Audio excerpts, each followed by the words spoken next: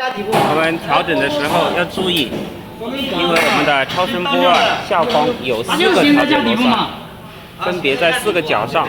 我们的焊接头要确保整个平面是要在一个水平面上。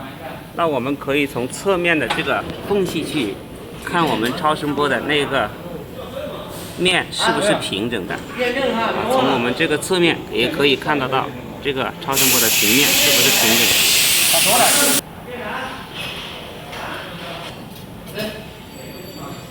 超声波焊接头调整完以后，我们需要对焊接的这个滚筒进行调节。焊接的滚筒跟超声波之间的距离